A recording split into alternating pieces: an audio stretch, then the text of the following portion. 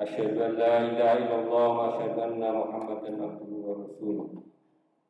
اللهم صل على حبيبنا وشفينا محمد وعلى آله وصحبه أجمعين. أما بعد. يا أيها المسلمون اتقوا الله حق تقاته ولا تموتن إلا وأنتم مسلمون. قال الله تعالى في القرآن العزيز: أعوذ بالله من الشيطان الرجيم. بسم الله الرحمن الرحيم. Alif Lam Mim. Ahasiban nas an yutraku an yaqulu amanna wa hum la yuftanun. Wa laqad fatanna alladziina min qablihim wa liya'lamanna Allahu alladziina shadaqu wa liya'lamanna al-kaadzibin.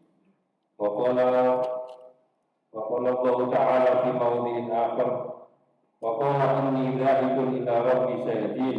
Rabbi hab li minas shalihin. Fa basyarnahu bi ghulamin halim. Falamma balagha ma'ahu sa'ya qala ya bunayya inni ara fil manami anni adbahuka fanzur madza tara.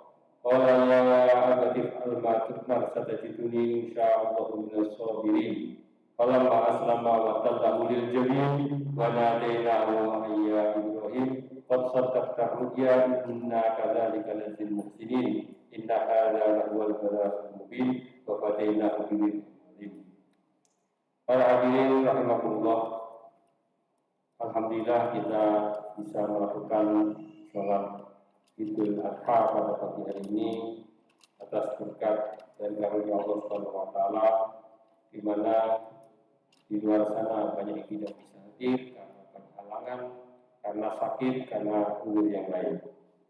Para hadirin yang dimuliakan Allah, tema khutbah pada pagi hari ini adalah kurban sebuah kepatuhan maksimal. Sudah menjadi kewajiban bagi seorang muslim dan disunatkan menurut Islam kita melakukan khutbah dan benar-benar memerlukan keteguhan dan kesungguhan. Meskipun ini adalah sesuatu yang ringan sebetulnya, tetapi bisa juga menjadi sesuatu yang berat. Tidak berarti ketika muslim orang tersebut akan serta-merta akan dikasihi dan dikasihi oleh Allah Subhanahu wa taala. Justru menjadi orang muslim akan mendapatkan cobaan yang begitu berat. Cobaan yang mungkin bisa jadi bertubi-tubi.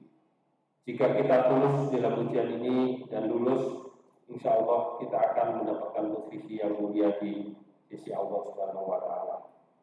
Hal tersebut telah dicontohkan baik oleh Nabi Ibrahim maupun Nabi Muhammad SAW. Tidaklah cukup sama sekali kalau seorang hanya mengatakan bahwa dirinya itu beriman, berislam, dan belum teruji kepatuhannya kepada Allah Subhanahu wa taala. Seseorang dapat dikatakan beriman dengan sesungguhnya adalah jika dia telah diuji kepatuhannya terhadap Allah Subhanahu wa taala dan lulus ujian tersebut. Ujian terhadap keimanan seseorang merupakan bagian dari sunnatullah yang tidak bisa ditinggalkan, dan itu mesti akan terjadi kepada siapapun.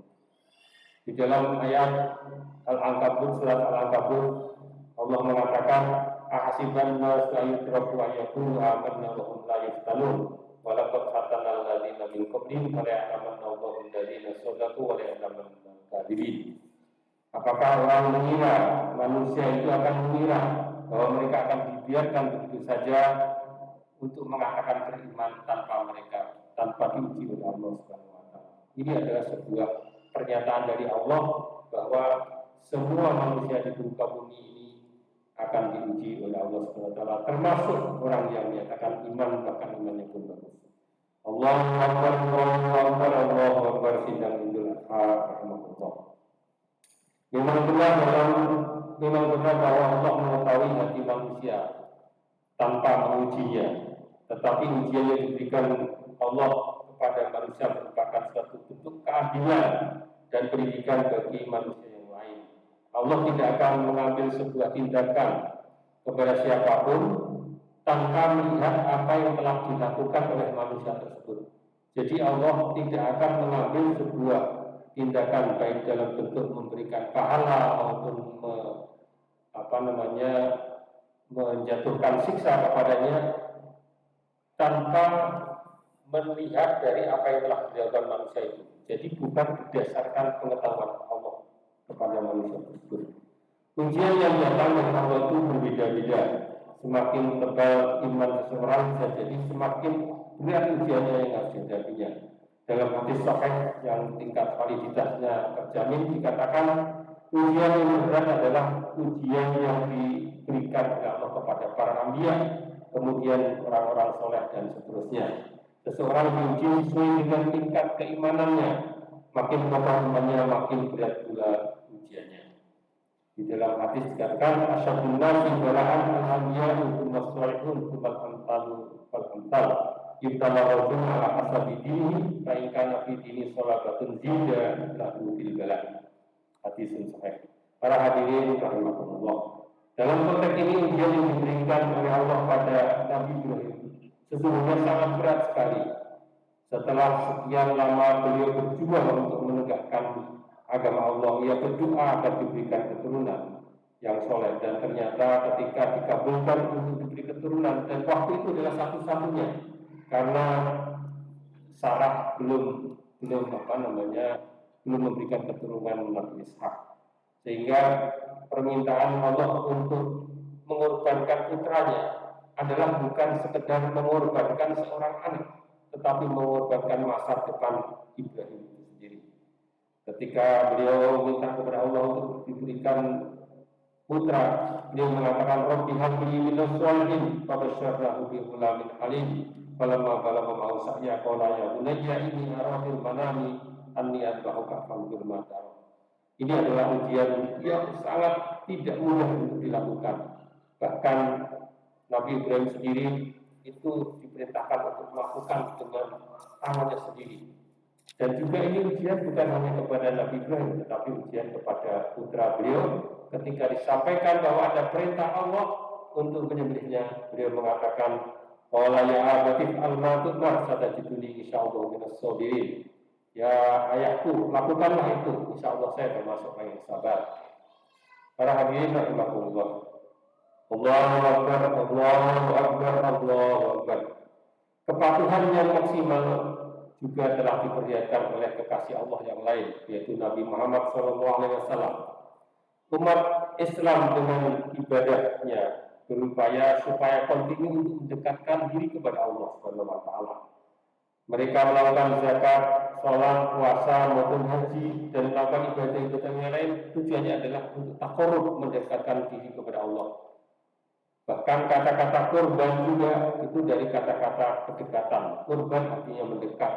Sehingga dengan segala tindakan kita, segala ibadah kita, segala kebaikan kita adalah bagaimana kita mendekatkan diri kepada Allah Subhanahu wa taala untuk mendapatkan ridhonya, untuk mendapatkan tempat yang dikasihi oleh Allah Subhanahu wa taala sehingga kita bisa ditempatkan di tempat yang mulia. Tetapi apa yang dilakukan Nabi kita Muhammad SAW ketika beliau diundang oleh Allah Subhanahu wa taala hadir di Sidratul Muntaha ketika Isra dan Mi'raj, kehadiran Allah Subhanahu wa taala, kehadapan Rasulullah. Jarak keduanya sangat dekat sekali. Bahkan di dalam ayat An-Najm dikatakan wa huwa bil ufuqil a'la tsumma dana fatadalla fa kana qaba qausaini aw adna fa auha ila 'abdihi ma waha. Para mufasir di sini ada banyak yang menafsirkan ini bahwa itu adalah kedatangan malaikat kepada Nabi dengan jarak sangat dekat. Tetapi penafsir yang lain secara konteks ayat ini menunjukkan bahwa itu adalah ketika hadir Nabi Muhammad SAW berhadapan dengan Allah Subhanahu wa taala, menghadap ketika ke Sidratul Muntaha. Jaraknya sangat dekat sekali, yaitu tidak lebih dari 2 busur, bahkan fa'adna bisa lebih dikit daripada itu. Bahkan busur pun kalau ditarik talinya itu bisa sangat dekat sekali antara ujungnya, itu bisa tidak lebih dari 10 cm. Jadi sini menunjukkan kedekatan Nabi Muhammad SAW dengan Allah SWT kekasihnya. Tetapi apa yang terjadi kalau tujuan manusia dan tujuan para anbiya mendekatkan diri kepada Allah, bahkan di dalam pemahaman orang sufi, khususnya sufi falsafi, mengatakan jika manusia itu sudah sampai kepada titik kesempurnaannya, maka dia bisa menyatu dengan Tuhan. Karena itu adalah titik puncak di mana kesempurnaan seseorang. Tetapi apa yang dilakukan oleh Rasulullah SAW, beliau kembali ke bumi. beliau kembali ke bumi, di mana di bumi ini penuh dengan perjuangan, penuh dengan usaha yang luar biasa, penuh dengan penderitaan. Rasulullah itu hijrah itu usianya sudah 53 tahun, karena beliau diangkat sebagai Rasul itu umur 40, kemudian berjuang 13 tahun, yang menjadi pengikutnya di Mekah itu tidak lebih dari 500 sekian. Beliau itu kemudian hijrah. Nah, hijrah dalam usia 53 tahun. Dan setelah hijrah melakukan jihad langsung. Ya. Meskipun jihad itu maknanya bisa luas. Kita mencarikan nafkah untuk istri juga jihad, kita belajar juga jihad. Tetapi waktu itu proses jihad Rasulullah di samping itu semua juga dilakukan, juga jihad fisabilillah, perang sampai 48 kali, 28 kalinya itu hadir langsung. Ini bagaimana beliau menyebarkan Islam setelah ketemu dengan Allah Subhanahu wa taala. Kalau nabi kita itu adalah nabi seorang yang egois, mungkin dia akan menyelesaikan urusan dirinya dan kemudian mengabaikan urusan umatnya. Tetapi beliau ini adalah seorang pemimpin yang memikirkan umatnya. Para hadirin rahimakumullah.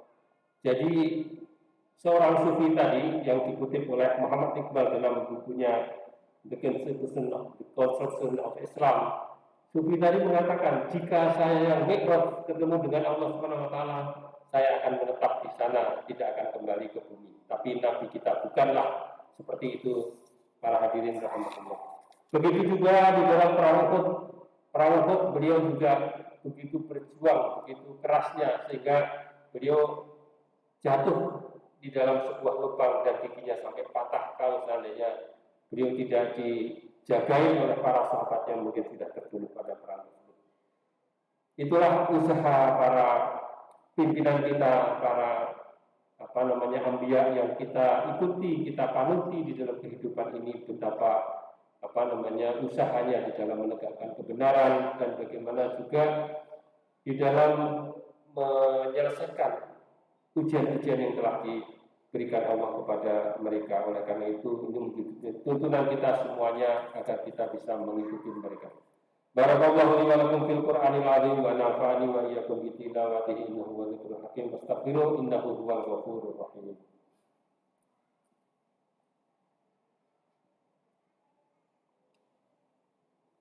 Allahu akbar, Allahu akbar, Allahu akbar. Allahu akbar, Allahu akbar, Allahu akbar, Allahu akbar. Allahu akbar. Allahu akbar. Alhamdulillahilladzi ja'ala yaumal 'idi yaumas surur. Asyhadu an la ilaha illallah wa asyhadu anna sayyidina Muhammadan abduhu wa rasuluh. Allahumma shalli wa sallim ala sayyidina Muhammadin alladzi arsalahu Allahu bil huda wa dinil haqq wa ala alihi wa sahbihi ajma'in. Amma ba'd. Para hadirin yang kami muliakan, dalam kesempatan ini marilah kita hadapi ujian-ujian di dunia ini dengan penuh kesabaran, keteguhan, dan tidak lupa pula dengan penuh ketenangan. Karena dalam menghadapi ujian kita tidak dapat menyelesaikannya dengan baik jika kita tidak melakukannya dengan tenang. Tadi telah kita sampaikan contoh dua tuntunan kita, yaitu Nabi Ibrahim dan Nabi Muhammad SAW, yang bisa kita petik dari apa yang telah dilakukan beliau berdua. Yang pertama adalah perlu keteguhan di dalam menjalankan ujian-ujian yang dihadapi kita dari Allah Subhanahu wa taala, baik langsung maupun melalui lingkungan masyarakat ataupun apa yang kita hadapi di dalam kehidupan kita sehari-hari. Yang kedua, tadi juga bisa kita pahami dari ayat Al-Quran maupun hadis bahwa makin kuat iman kita itu tidak mesti kemudian kita makin ringan ujiannya, bisa jadi makin berat. Tetapi kita atas inayah Allah dan keteguhan kita harus kuat, sehingga dengan kekuatan tersebut kita bisa menjalaninya dan menyelesaikannya dengan baik dan akan mendapatkan tempat posisi di sisi Allah yang mulia. Dan yang terakhir adalah kita menghadapinya dengan penuh ketenangan. Karena kalau kita tidak tenang menghadapinya sebagaimana yang dilakukan oleh Nabi Ibrahim, sebagaimana yang dilakukan oleh Nabi Muhammad, kita kemungkinan juga tidak bisa menang. Yang terakhir sekali adalah yang kita pentingkan adalah bukan hanya diri kita sendiri, adalah juga kepentingan orang lain, keluarga kita, saudara kita, masyarakat kita, bangsa kita. Jadi semuanya ini harus menjadi pikiran kita. Akhir daripada apa yang disampaikan Nabi Muhammad SAW menjelang kewafatannya, beliau menyampaikan ummati, ummati. Jadi bukan ribut memikirkan warisan untuk anak-anaknya, bagaimana anaknya, yaitu bagian juga penting juga, tetapi itu bukan yang terpenting. Yang terpenting adalah bagaimana keluarganya itu bisa sukses dunia akhirat, kemudian juga masyarakatnya juga bisa baik sesuai dengan kemampuan yang kita hadapi. Karena Nabi Muhammad SAW adalah utusan untuk bangsa, untuk dunia, maka oleh karena itu yang dipikirkan adalah umatnya. Para hadirin, marilah kita tutup bersama khutbah ini dengan bersama-sama membaca doa. Allahumma ghfir lil muslimina wal muslimat wal mu'minina wal mu'minat al ahya'i minhum wal amwat innaka sami'un qaribun mujibud da'wat wa qadiyal hajat bi rahmatika ya arhamar rahimin. Allahumma ya man iyyahu na'budu wa iyyahu nasta'in ihdinas siratal mustaqim. Allahumma ansur Islam wal muslimin wa tsabbithum ala dinik al-matin. Allahumma yassir lahum farajan waj'al lahum min kulli dhiqin makhrajan. Rabbana atina fid dunya hasanah wa fil akhirati hasanah wa qina adzabannar. Ibadallah, inna Allaha ya'muru bil 'adli wal ihsan wa ita'i dzil qurba wa yanha 'anil fahsya'i wal munkari wal baghi ya'idukum la'allakum tadhakkarun. Fadhkurullaha yadhkurkum washkuru 'ala ni'amihi yazidkum wa dzikrullahi akbar. Walhamdulillahi rabbil alamin.